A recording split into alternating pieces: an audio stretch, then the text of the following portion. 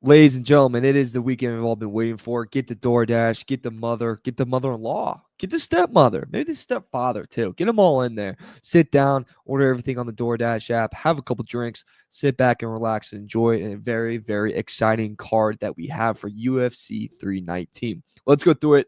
Some of the sides, some of the totals that we like, share, and subscribe. Share if you love it, share if you hate it. I don't really care, but share it out there anyways. Make fun of it or love it. It's up to you. But we have flyweight division. And yes, these guys are exciting too because, even though they weigh as much as a wet blanket, they got some power. And Tim Elliott has some power at 38 years old. Hasn't fought since 2023. Took a little siesta from the octagon, but now he's back in 2025 for some live action. And he faces Kai. Kai has come off a title loss, which what we're going to do. He was, brought into the UFC for that opportunity. It's his only second time in here. He got tapped out pretty quickly, but overall, this guy's pretty damn good at 21-5, 13 wins by KO, 12 first round finishes, highlight reel type of action. Now, he really struggled in his first fight, but that's just because, he's facing the greatest guy in that division right now. Literally the greatest. So if he's the greatest guy in the division and you're going to lose to him, I'm not going to hold that against you. I think you should probably be bumped up a couple points for even getting that title shot right away, coming straight into the UFC. That probably shows the amount of talent that this guy has and how good he is in the fight game. So, all that being said, Kai, look, he's a better striker, he's the better fighter, and he's younger. Tim Elliott has been gone for quite a while, and for me to just go jump in here and take him is kind of insane. And the odds reflect that. It's minus 325 for Kai, which is pretty self-explanatory of everything I just said. Tim Elliott's a strong fighter. He's a good fighter, but Kai is going to handle at the end of the day. Kai by knockout is probably how this one's going to go. I think he's going to do a lot of damage to him. He's obviously not going to take him to the ground, but Kai is going to just rock him and rock him and rock him. So I think plus 140 against Tim Elliott, that's been out of the game for a while, a little bit older, is good action on that. So I'm going to take Kai to win in his second time in the UFC. Now, Jared Cannonier versus Michael Venom Page. Okay, Jared is been in the UFC longer than it feels like Tom Brady was in the freaking NFL. He's been here forever at 3 different weight classes. Now he's settling in at middleweight. He's fought on anyone and everyone that you could ever think of in those 3 divisions. You name it, the guy probably fought him. If he didn't, maybe he was a last-second cancellation. They weren't able to go. Either way, he's had experience in it. Either way, every UFC fan knows him and loves him. He's 18-8. He has 4.6 strikes landed per minute, 56% strike defense, coming off a big bounce back win over Rodriguez where he looked pretty good. He faces Michael Venom Page, who, if you look numbers-wise, it's kind of hard to read on Venom Page, but for people that don't know, and you should know by now if you watch the sport, he's the most confusing and electric striker you've ever seen. Fights hands down, he's dancing around, he's making googly eyes at you, then he's popping you in the face before you can even think twice about it. He is extremely hard to figure out. A lot of fighters, a lot of strikers can't figure him out, and they really struggle. I've been on here going against them, and it hurt me. I haven't been able to really figure him out yet. Ian Gary kind of handled him, but Ian Gary's also a grappler. Jared's not really a grappler. He's more of a guy that wants to strike and kind of come at you from there. I think in this, Venom Page has been more active recently. He's looked a lot fresher recently. And if we're being honest, at this point in Jared's career, Venom has faced guys that are more dangerous than him, guys a little bit more power, a little bit more pop. And I think that's why Page is going to win this one, not easily, but pretty decisively. I think it's going to go to Venom Page. I know he likes to claim himself as a highlight reel and that, he can knock anyone and anyone out. I don't see it going to a finish here. I just don't think Mike, MVP has that type of power to do that, but he does handle him pretty well. So what I would like in this one is Michael Venom Page to win, and I like him to win by decision in this and to move forward on the UFC. And kind of interesting to see what happens to him next time in a weight division, because if he wins this, he's already ranked 15th. Does he crack the top 10? He's got wins that are pretty respectable, and this just adds another one in the top 10 area. Obviously, he can't go up against the Ian Garys of the world because Ian Gary is doing his own type of damage, but we'll see what he kind of does then. We move on to Jeff Neal versus Carlos Peratas at the welterweight. Okay, so Carlos, we mentioned Ian Gary. He lost to Ian last one, but you look at the last round of that fight and you go, oh, Carlos was so close to winning. Holy crap. If there's like 30 seconds left, maybe Gary's cooked. Maybe he's knocked out. Maybe a couple of things landed. Maybe a couple of things don't miss. And we're talking about Carlos winning that fight and maybe Carlos even getting a little bit more love than he's gotten recently. Also, he rips heaters all the time while he's training, which is insane to me. If I take one hit of a cigarette, I'm like down for the count for 3 weeks in my lungs. Like, it's just freaking brutal. This guy does it and just goes and becomes the most lethal striker with all those other fighting nerds as you read about math or something. I don't know. Either way, he comes in this.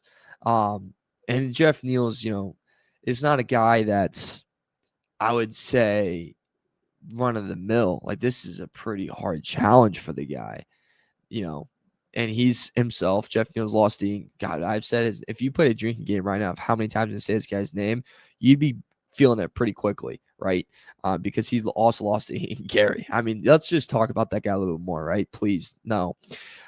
But he lost 2 of his last 3. He lost the other one to Shavkat, and he was undefeated. He's hurt right now. He's like awaiting a title shot or title chance or opportunity.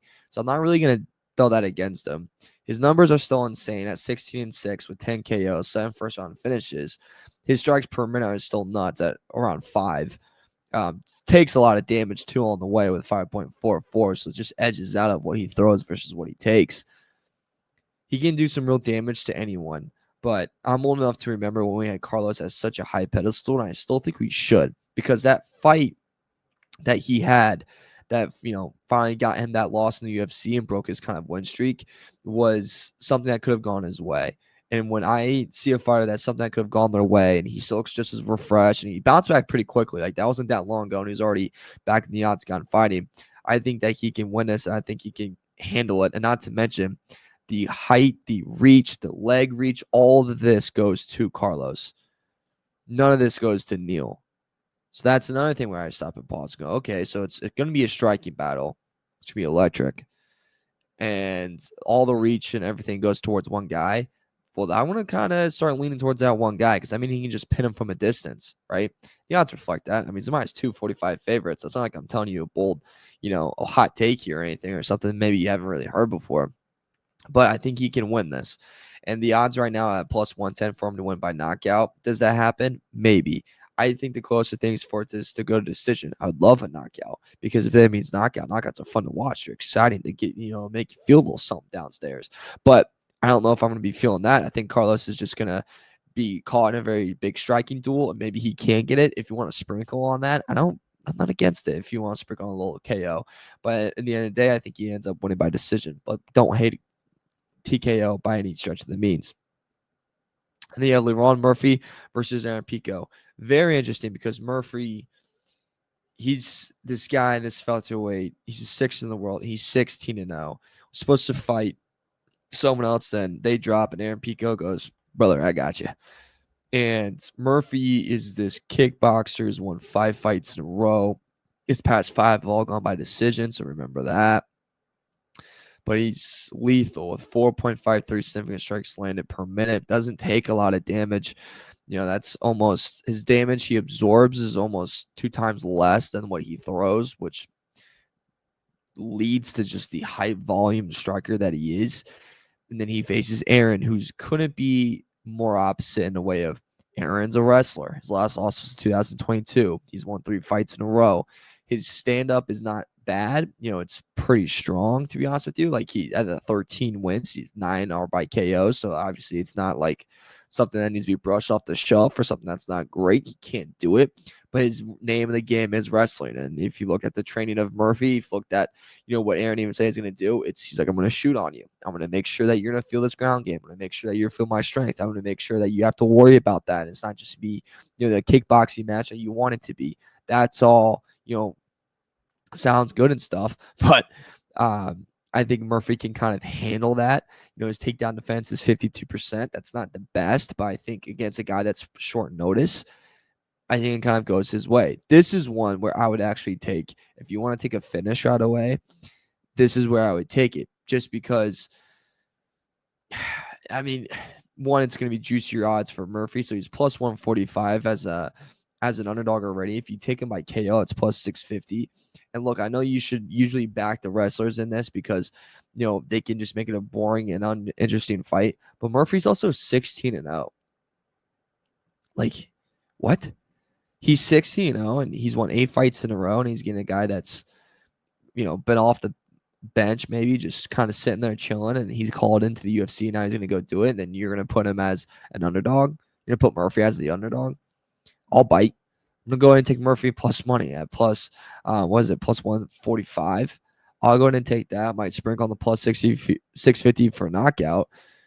But this is this guy's first UFC chance. The bright lights are hitting you. You're in the big city of Chicago. That's probably a little bit, intense for you. I don't care where you kind of come from. That's a lot. And we've seen these UFC debuts, by the way, where these guys really struggle. We've talked about Kai earlier, and yes, that was an title shot, one of the best guys in the UFC, but that didn't go well for him. Pitbull had a really hard time kind of finding his way in the UFC in that first matchup. And then suddenly Aaron Pico's just going to come in here and figure it out right away.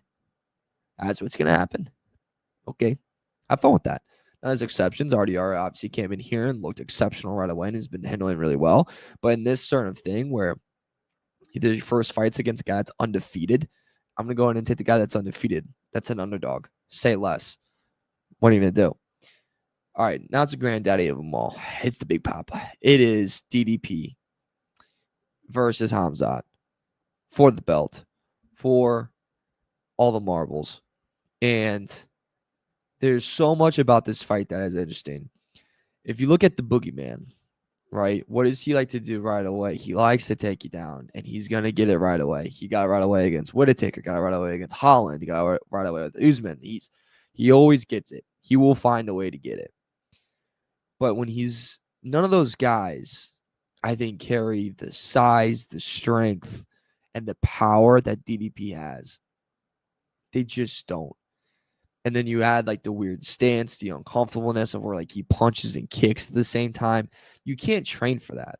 That's just something you're just not going to be able to be used to. There's no one on this planet that can replicate that type of fighting ability and fighting strategy like DDP has.